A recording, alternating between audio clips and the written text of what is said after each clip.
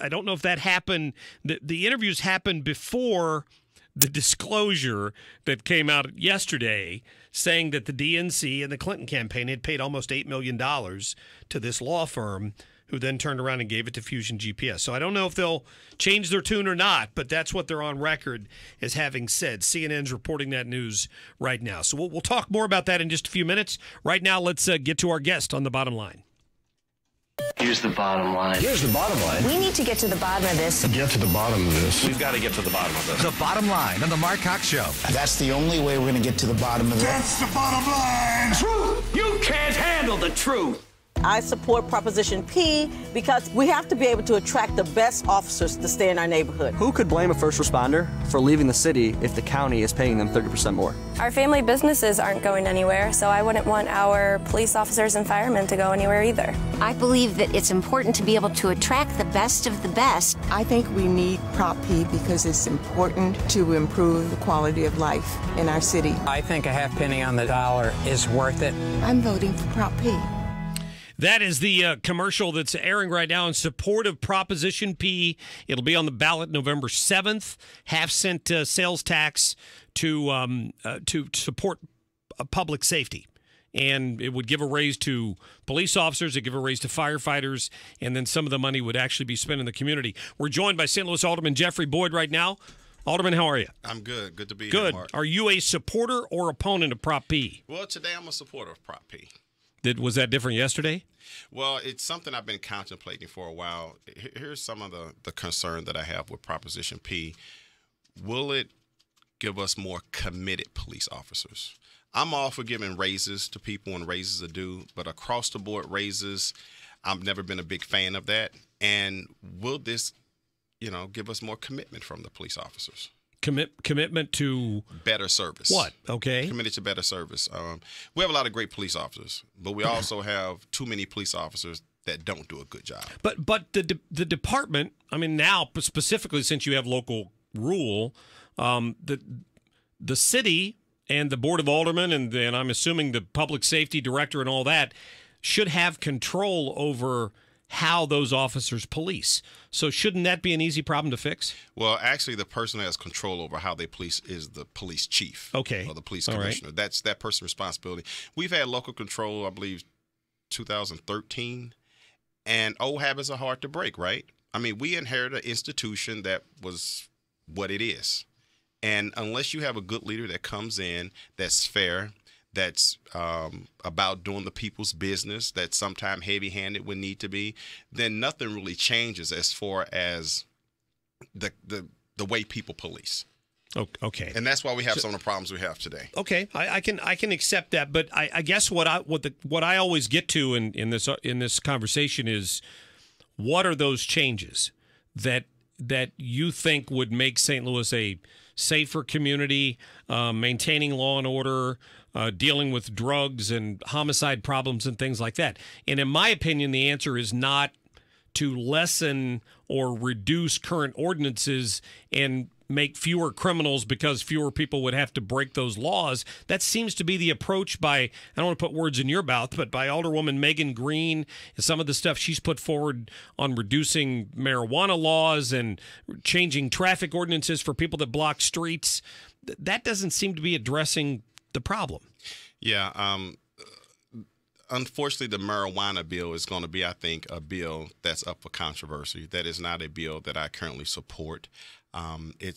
Smoking marijuana is an addiction, and I'm not in support of supporting people with an addiction. I am not in support of you telling me as a business owner that I cannot discriminate against someone who smokes marijuana, because I personally don't want to be around somebody that smokes marijuana going to lunch, coming back from lunch. I mean, it's opening up a bigger can of worms. And although smoking marijuana, I think most people agree, is kind of a petty, crime, at the end of the day, it still impairs your judgment. Yeah, I would agree with that. That's one of the issues that's out there.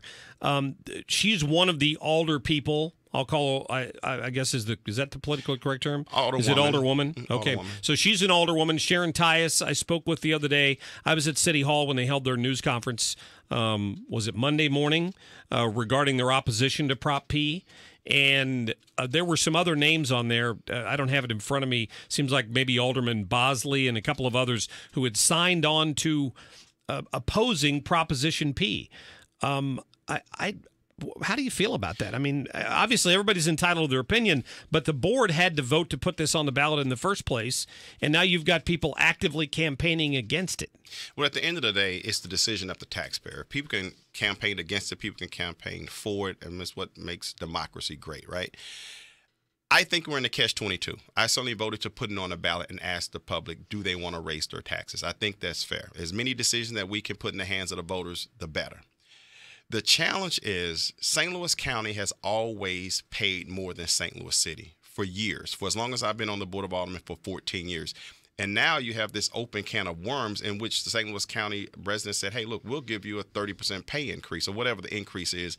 Now that puts city police even further behind. Right. If you do want to keep and maintain the good police officers, those who really care about the heart and soul of the city of St. Louis, you have to consider the fact that we need to make sure that they're adequately compensated. Now, it's not fair to say it's apples and apples. Just because a police officer makes $60,000 a year in St. Louis County and a police officer in St. Louis City makes $52,000 a year doesn't mean that there's really a financial impediment.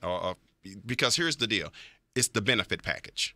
Okay. When you look at the benefit package, the city of St. Louis police have the best benefit package in the world, pretty much, compared to municipalities across the whole country. And so when you really drill down, that's what we should look at. But because of this new tax in St. Louis County, it's going to widen the gap even further. And I don't think we have a choice unless we want to continue to see good police officers, move to St. Louis County. What do you want to see in the next police chief?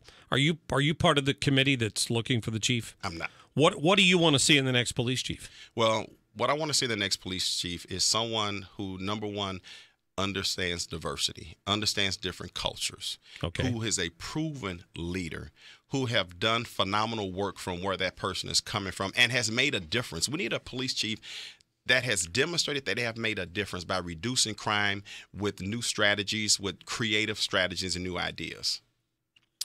But every time we talk about this, I keep going back to Dallas as an example where the police officers were shot down there a year or two ago.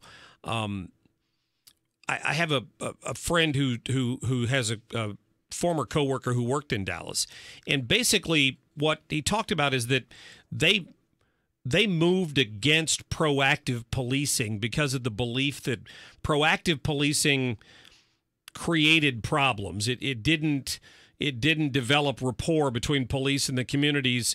And by proactive policing, I mean a cop drives down the street at 1 a.m. and sees a group of people hanging out in an alley, pulls in, gets out of the car, and asks them what they're up to. Some people don't want that sort of policing. So I guess I'm looking for specifics on the different kind of approach by police that you're wanting to see. Well, I want that type of policing. I want police to be proactive. I want police to be communicating and engaging with constituents. I want response time to be better. I want people to be respected. I want the police to respect the constituents who makes the call or that they encounter, period. And I want that person to respect the police, because it goes both ways. Far too often, it has been one-sided with respect. And we need to bridge that gap between the community and the police. We have people who are afraid to call the police because some police officers, the bad ones, tell who did it. Well, Mark Cox, he crossed the street, he called. And so it makes people scared. And the people in my community that really, really are engaged are the senior citizens. Right. So grandma is concerned about calling the police and having someone do something terrible to her property. Oh, I'm sure she is. Herself. Yeah, absolutely. Liz, if you would, get in the file from Monday that you've got there on your computer and pull up one of the sound bites from the news conference down here at City Hall, specifically the one where they talked about the reasons not to vote for this tax. Can you hit that for me real quick? Hang on. I am really upset about these killings that have happened without any accountability. I'm also upset about the fact that the police had $5 million of overtime that has not been accounted for. Okay, when I asked since the protests, during the time there was a big story in the papers about this overtime. Okay, right. Okay, and the other thing is that when the sponsor, who was Stephen Conway, sponsored this bill, I asked him, because he's comparing the county and the city. So when you look at a compensation package, you just don't look at the salary. What else is in the compensation package? So that's part of what. Go ahead and end that. That's Alderwoman Tyus, obviously talking about overtime concerns and things like that. Weren't the overtime? Was this overtime problem in existence prior to the protests we had after the Stockley verdict? I believe so. And here's the issue with the overtime problem. Because we're down over 140 police officers, we have no choice but to give overtime. Right. We budget for overtime. Unfortunately, since the protests, we have exceeded expectations on the overtime budget. So we're going to be in the hole by the end of the fiscal year as far as overtime, and we're going to have to find that money from somewhere.